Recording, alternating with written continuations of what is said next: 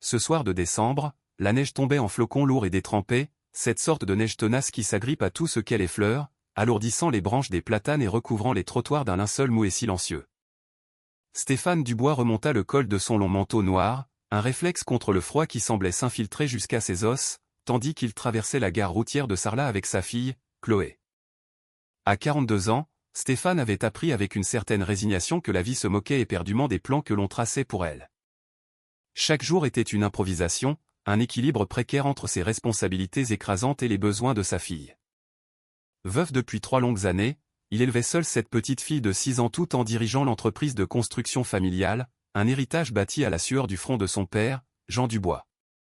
Chloé, emmitouflée dans son anorak rose vif qui tranchait avec la grisaille ambiante, ses cheveux blonds déjà poudrés de neige, gambadait quelques pas devant lui malgré le froid glacial.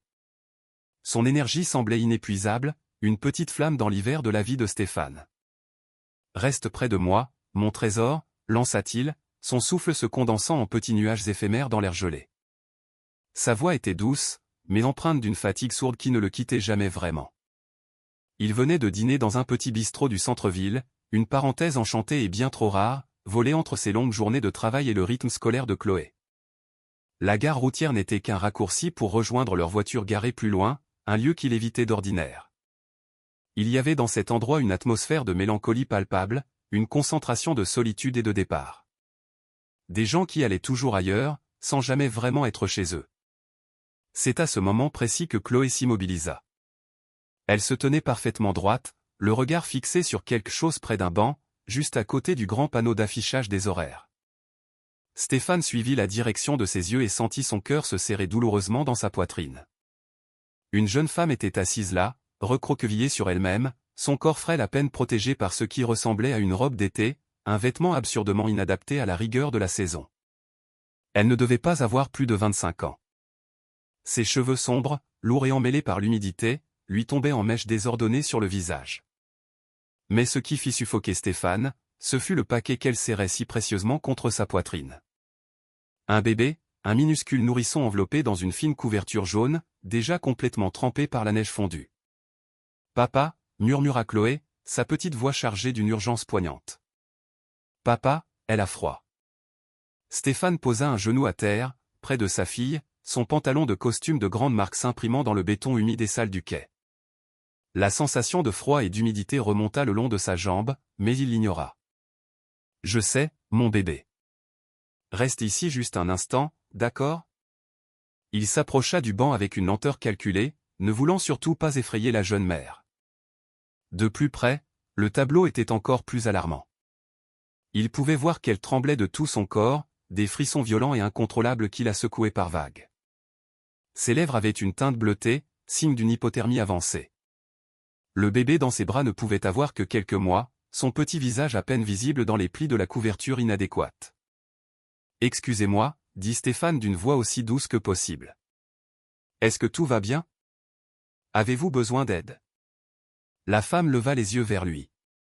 Stéphane vit une lueur de peur panique traverser son regard, rapidement remplacée par une expression de résignation totale, comme si elle s'attendait au pire. Ses yeux bruns, épuisés, portaient une profondeur de lassitude qu'aucune personne si jeune ne devrait jamais connaître. « Ça va » répondit-elle, mais sa voix était brisée par les tremblements. « On attend juste le prochain bus. »« Le prochain bus ne passera pas avant 3 heures, » dit Stéphane en jetant un coup d'œil au panneau d'affichage jauni. « Pas sur cette ligne. Pas si tard un dimanche soir. » Le visage de la jeune femme se contracta imperceptiblement, une micro-expression de désespoir qu'elle s'empressa de maîtriser. Elle serra le bébé encore plus fort contre elle.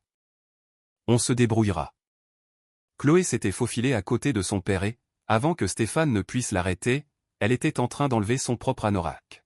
« Tenez, » dit-elle en le tendant vers le bébé. « C'est pour le bébé, s'il vous plaît. »« Chloé, non, tu vas prendre froid. » commença Stéphane. Mais l'expression de la femme l'arrêta net. Elle regardait Chloé avec une émotion si brute, une surprise si totale qu'une enfant puisse lui offrir de l'aide, que Stéphane sentit quelque chose basculer en lui. Ce n'était plus une question de prudence ou de méfiance. C'était une question d'humanité. Se relevant, il retira son propre manteau, une pièce lourde et coûteuse qui le protégeait efficacement du froid. En dessous, il portait une veste de costume qui suffirait amplement pour le court trajet jusqu'à la voiture. « S'il vous plaît, dit-il, prenez-le pour vous, et la veste de ma fille pour votre bébé. Notre voiture n'est pas loin. » « Je ne peux pas, balbutia la femme. »« Vous pouvez, affirma Stéphane, d'un ton ferme mais bienveillant. Et vous allez le faire. Parce que ce bébé a besoin de chaleur, et vous aussi. Et parce que j'ai une fille de 6 ans qui ne me pardonnerait jamais si nous vous laissions ici. » La femme prit le manteau, ses mains tremblantes effleurant celles de Stéphane. Il l'aida à l'enfiler, essayant de ne pas remarquer la déchirure sur l'épaule de sa robe, ni le fait qu'elle ne portait pas de chaussures, seulement de fines chaussettes qui étaient plus des trous que du tissu. Chloé, avec un sérieux d'adulte, enveloppa soigneusement le bébé dans son anorak rose vif, son petit visage concentré sur sa tâche. « Comment tu t'appelles » demanda Chloé. « Manon, » murmura la femme. « Et elle, c'est Léa. Elle a 4 mois. Moi, c'est Chloé. Et lui, c'est mon papa, Stéphane. On a mangé des crêpes pour le dîner. Celle avec plein de chocolat. » Elle dit cela avec la simplicité désarmante des enfants, sans se rendre compte que la simple mention de nourriture faisait monter les larmes aux yeux de Manon. Stéphane prit une décision irrévocable. « Manon, je vais être très direct avec vous, parce que je pense que nous savons toutes les deux que votre situation est critique. Ce bébé ne passera pas la nuit ici. Et vous non plus. Je ne vais pas vous demander votre histoire maintenant, mais je vais vous demander de venir avec nous. Juste pour vous mettre au chaud, manger quelque chose et réfléchir à la suite. Sans condition, sans jugement. Juste un minimum de décence humaine. Vous ne me connaissez pas, dit Manon, la voix brisée par un sanglot qu'elle ne put retenir. Je pourrais être n'importe qui. Je pourrais être dangereuse. Vous êtes une mère qui essaie de protéger son bébé dans la neige, répondit Stéphane calmement. C'est tout ce que j'ai besoin de savoir pour l'instant. Le trajet jusqu'à la maison de campagne de Stéphane en Provence se fit dans un silence presque total, seulement rompu par le bruit régulier des essuie-glaces de la vieille Renault 4 luttant contre les flocons qui s'écrasaient sur le pare-brise. Manon était assise à l'arrière avec Léa, Chloé à ses côtés, bavardant sans discontinuer de son école, de ses peluches préférées et du chocolat chaud maison avec de la chantilly que son papa préparait, le meilleur du monde selon elle. Stéphane conduisait prudemment à travers la neige, jetant de temps à autre un coup d'œil dans le rétroviseur. Il y voyait le visage de la jeune femme, un mélange complexe de terreur et de gratitude infinie. Sa maison était modeste selon les critères d'un dirigeant d'entreprise, une bâtisse en pierre avec 3 chambres, située dans un quartier tranquille, confortable mais sans ostentation. Stéphane n'avait jamais eu le goût du faste. La chaleur les enveloppa dès qu'ils franchirent le seuil, une vague si intense et soudaine que Manon chancela. « C'est quand la dernière fois que vous avez mangé » demanda Stéphane en la soutenant d'une main douce sur son coude. « Il y a 2 jours, peut-être. » J'ai nourri Léa Jalette encore, mais je ne sais pas si, sa voix s'éteignit, son regard plongeant vers sa fille avec un mélange d'amour et de peur si puissant que Stéphane dut détourner les yeux. « D'accord, chaque chose en son temps. Chloé, tu peux montrer à Manon où est la salle de bain à l'étage ? Il y a des serviettes propres dans le placard. Manon, il y a un peignoir accroché derrière la porte.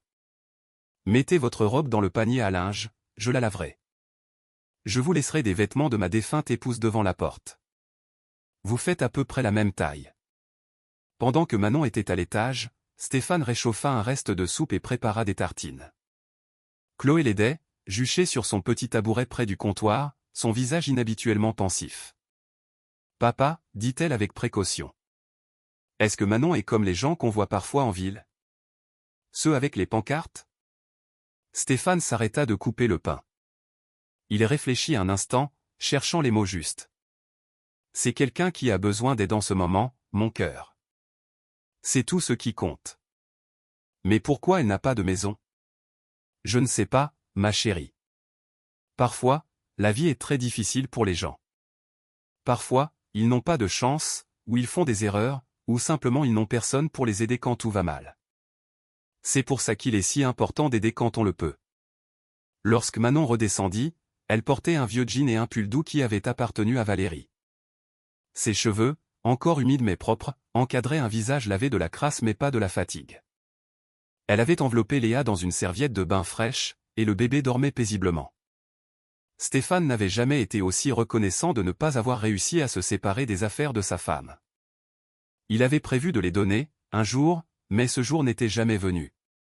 Manon mangea d'abord lentement, presque avec méfiance, puis avec une faim croissante, comme si son corps se rappelait soudainement son besoin vital de subsistance. Pendant ce temps, Stéphane donna un biberon à Léa. Il avait conservé les affaires de bébé de Chloé dans le grenier. Il s'émerveillait de voir comment ce minuscule être humain tenait parfaitement dans le creux de son bras, à quel point le geste lui semblait naturel malgré les années écoulées depuis que Chloé était si petite. Après le dîner, après que Chloé fut couchée avec la promesse solennelle que Manon et Léa seraient toujours là le lendemain matin, Stéphane et Manon s'assirent dans le salon. Une douce lumière provenait d'une lampe sur pied, et le feu crépitait dans la cheminée. Elle avait enfin cessé de trembler. « Vous voulez me raconter ce qui s'est passé ?» demanda Stéphane doucement. « Vous n'êtes pas obligé.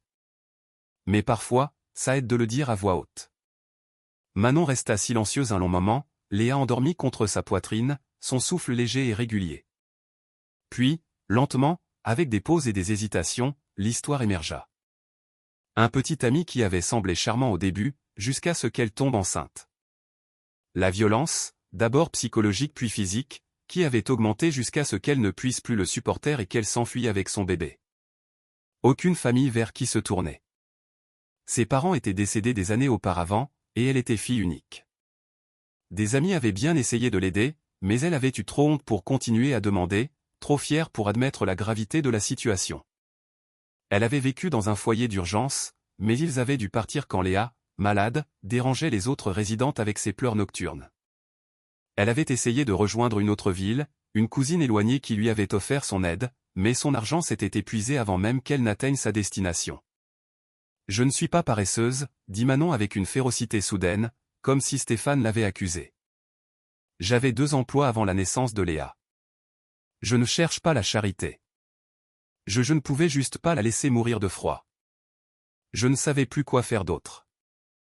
Je pensais que si on pouvait juste tenir jusqu'au matin, si je pouvais nous trouver un endroit chaud, vous êtes incroyablement courageuse, dit Stéphane. Et vous êtes une excellente mère. Toutes les mères ne sacrifieraient pas tout pour leur enfant.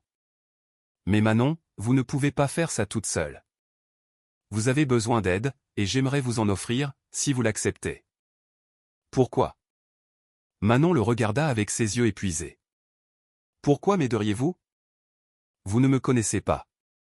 Pour ce que vous en savez, je pourrais mentir sur toute la ligne. Parce qu'il y a 3 ans, ma femme Valérie est morte dans un accident de voiture. Chloé avait 3 ans. Et soudain, j'étais seul, à essayer de comprendre comment être à la fois un père et une mère pour une enfant en deuil, tout en gérant une entreprise. Et vous savez ce qui m'a sauvé ? Les gens qui m'ont aidé. Mon père qui est sorti de sa retraite pour m'épauler. Mes voisins qui apportaient des repas sans que je demande rien. L'institutrice de Chloé qui restait plus tard quand j'étais coincé dans les embouteillages. Les gens ont aidé parce que c'est ce que les gens font. Ou ce qu'ils devraient faire. Il se pencha en avant, sa voix se faisant plus douce. Je n'essaie pas de vous sauver, Manon. J'essaie de vous aider à vous sauver vous-même. Il y a une différence. Restez ici quelques jours. Reposez-vous. Occupez-vous de Léa. Laissez-moi passer quelques coups de fil. J'ai un ami avocat qui fait de l'aide juridique bénévole. Une assistante sociale qui peut vous aider à accéder à des ressources. Un conseiller d'orientation professionnelle. Donnez-vous une chance de reprendre votre souffle et de faire un plan. Je n'accepte pas la charité, dit Manon, mais sa voix vacillait. Ce n'est pas la charité. C'est un coup de main, pas une aumône. Et franchement, Chloé ne me le pardonnerait jamais si je vous laissais partir. Elle est déjà en train de planifier le petit déjeuner de demain. Manon resta. Ce qui devait durer quelques jours se transforma en une semaine, puis 2. Stéphane découvrit qu'elle avait fait 2 ans d'études supérieures avant de devoir arrêter faute d'argent. Qu'elle adorait lire, dévorant les livres de sa bibliothèque. Qu'elle était drôle, avec un sens de l'humour pince sans rire qui le surprenait. Qu'elle était une mère incroyable, patiente et aimante malgré son épuisement et sa peur. Il la regarda créer un lien avec Chloé. Les 2 devinrent amis avec cette facilité déconcertante que les femmes ont parfois, par-delà les différences d'âge. Chloé apprit à Manon des jeux de main et l'aida à faire rire Léa. Manon aida Chloé avec ses devoirs et lui apprit à faire des tresses, une compétence que Stéphane n'avait jamais réussi à maîtriser.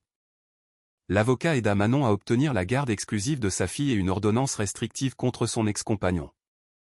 L'assistante sociale l'a mis en contact avec des programmes d'aide et des options de garde d'enfants, comme des crèches et des assistantes maternelles. Le conseiller d'orientation lui trouva un emploi de secrétaire médical. Rien de prestigieux, mais un poste stable avec des avantages sociaux. Au bout d'un mois, Stéphane aida Manon à emménager dans un petit appartement qu'il possédait de l'autre côté de la ville. Il n'avait pas prévu de mentionner qu'il en était le propriétaire, mais Manon avait besoin d'un logement et l'appartement était vide. Il lui demanda un loyer symbolique. Assez pour qu'elle puisse sentir son indépendance, mais pas assez pour qu'elle ait des difficultés financières. C'est beaucoup trop, protesta Manon alors qu'ils emménageaient ses quelques affaires, principalement des choses que Stéphane l'avait aidé à acheter. C'est juste ce qu'il faut faire, répondit simplement Stéphane. Et un jour, vous rendrez l'appareil. Quand vous verrez quelqu'un qui a besoin d'aide, vous vous souviendrez, et vous tendrez la main. Les années passèrent. Stéphane et Manon développèrent une amitié inattendue. Ce n'était pas une histoire d'amour. Tous deux portaient encore trop de deuil et de cicatrices pour cela. C'était quelque chose de plus profond. Une parenté entre deux parents célibataires faisant de leur mieux.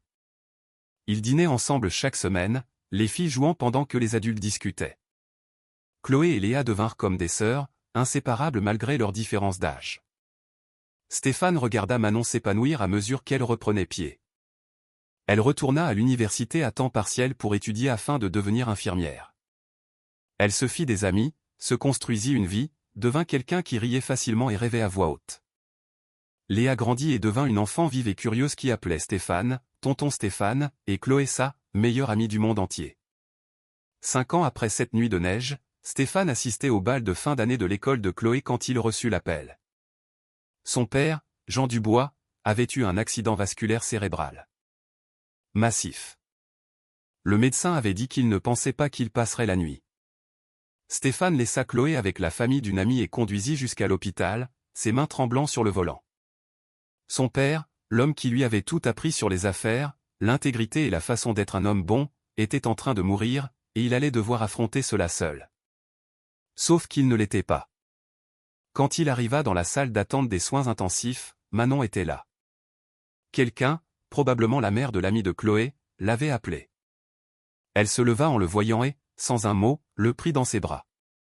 Stéphane, qui avait été fort si longtemps, qui avait tout tenu à bout de bras depuis la mort de Valérie, sentit quelque chose se briser en lui. Il sanglota contre l'épaule de Manon, cette femme qui l'avait aidé et qui, maintenant, l'aidait en retour. Il comprit pour la première fois pourquoi le destin l'avait placé dans cette gare routière, cette nuit de neige. On s'aide les uns les autres. C'est ce que nous faisons. C'est ce qui nous rend humains. Le père de Stéphane s'éteignit cette nuit-là, Stéphane lui tenant la main. Manon resta à ses côtés pendant toute l'épreuve, le décès, l'organisation des funérailles, l'accueil des parents, la lecture du testament. Elle apporta des repas, garda les filles et s'assit simplement avec Stéphane quand il avait besoin de silence. Une semaine après les funérailles, Stéphane parcourait les papiers de son père quand il trouva une lettre qui lui était adressée, de l'écriture soignée de son père. Elle était datée d'1 an plus tôt. « Mon fils, lisait-il, je t'écris ceci pendant que je le peux encore. Pendant que mes mains sont stables et mon esprit clair. Je veux que tu saches que je suis fier de toi. Pas parce que tu as maintenu l'entreprise à flot, bien que tu l'aies fait.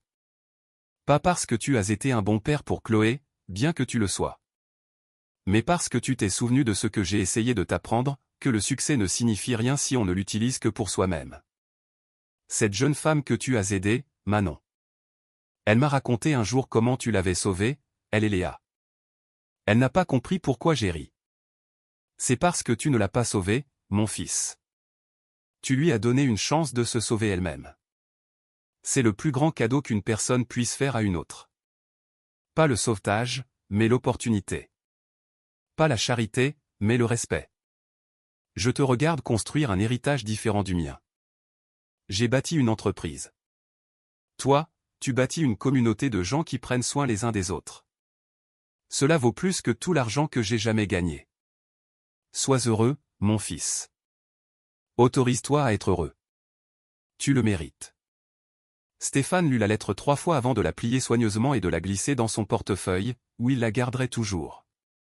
Ce soir-là, Manon passa pour déposer le dîner et trouva Stéphane sur la terrasse arrière, regardant le coucher du soleil. « Ça va ?» demanda-t-elle en s'asseyant à côté de lui. « Je ne sais pas. » Triste, reconnaissant, dépassé. Ça me semble être une description assez juste du deuil. Ils restèrent assis dans un silence confortable, le genre de silence qui ne vient qu'avec des années d'amitié. Finalement, Stéphane prit la parole.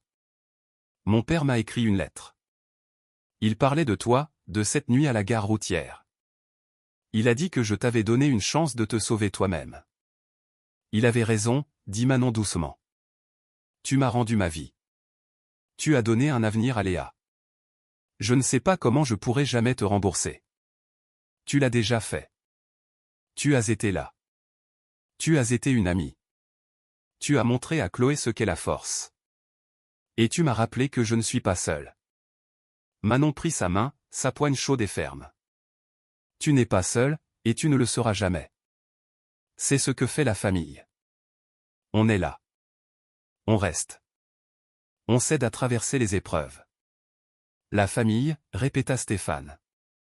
C'est ce que nous sommes? N'est-ce pas ce que nous avons toujours été? Sourit Manon. Depuis cette nuit où une adorable petite fille m'a donné sa veste et où son père m'a donné de l'espoir. Nous sommes une famille depuis ce moment-là. Peut-être pas le genre traditionnel, mais le genre qui compte. 10 ans après cette nuit de décembre enneigée, Stéphane était assis dans le public d'une cérémonie de remise de diplôme. Manon traversa la scène pour recevoir son diplôme d'infirmière, et les applaudissements furent assourdissants. Ceux de Stéphane, ceux de Chloé, maintenant âgés de 16 ans, ceux de Léa, qui en avait 10, et ceux de tous les amis et de la famille que Manon avait construits autour d'elle. Après la cérémonie, Manon les trouva dans la foule. Elle riait, les yeux brillants de larmes de joie, si différente de la jeune femme terrifiée que Stéphane avait rencontrée une décennie plus tôt. « On l'a fait » dit-elle en les serrant tous dans ses bras. « Tu l'as fait » la corrigea Stéphane. « Tout ça, c'est toi, Manon. »« Non » dit-elle fermement. « C'est nous. Nous tous. Tu m'as appris que nous ne sommes pas faits pour traverser la vie seuls. Que demander de l'aide n'est pas une faiblesse, mais une sagesse. Que la chose la plus courageuse que nous puissions faire est d'accepter l'amour quand il nous est offert. » Chloé, maintenant une jeune femme, prit la parole. « J'écris sur toi pour ma dissertation pour mon entrée à l'université, dit-elle à Manon. Sur la façon dont tu m'as appris que la famille, ce n'est pas seulement une question de sang. C'est être présent, se choisir chaque jour. Je vais être infirmière comme Manon, annonça Léa. Et aider les gens qui en ont besoin. Stéphane regarda les 3 femmes de sa vie, sa fille, cette femme qui était devenue son amie la plus proche, et la fille de celle-ci qui était comme une seconde fille pour lui. Il sentit la présence de son père, comme une main chaude sur son épaule. C'était ça, son héritage. Pas l'argent, ni les bâtiments, ni le succès en affaires, mais ceci, des gens qui s'aident, la gentillesse qui se propage, l'amour qui se multiplie au lieu de se diviser. Ce soir-là, au dîner de fête au restaurant, Stéphane leva son verre. « Je porte un toast, dit-il, à Manon, qui nous a tous montré ce qu'est le courage. Et au rappel que nos moments les plus sombres peuvent devenir nos plus grandes bénédictions si nous sommes assez braves pour accepter de l'aide et assez sages pour en offrir. » Et aux anoraks roses, ajouta Chloé avec un grand sourire. Et au papa qui s'arrête quand un enfant dit que quelqu'un a froid. Ils burent à cela. Aux anoraks roses et aux nuits de neige. Aux étrangers qui deviennent une famille. Aux secondes chances et aux victoires durement acquises. À cette vérité magnifique que nous ne faisons tous que nous raccompagner les uns les autres chez nous. Et parfois, la plus grande chose que nous puissions faire est simplement de voir quelqu'un, de tendre la main et de dire « Vous n'avez pas à faire ça seul. » Parce que c'est ce que Manon avait appris cette nuit-là dans la gare routière. Ce qu'elle portait toujours avec elle et transmettait à tous ceux qu'elle rencontrait en tant qu'infirmière, mère et amie. C'est ce que Stéphane avait su, quelque part au fond de lui, quand il s'était arrêté et avait offert son manteau. Nous essayons tous simplement de traverser l'hiver, et parfois, la seule chose qui nous sauve est la chaleur de quelqu'un d'autre.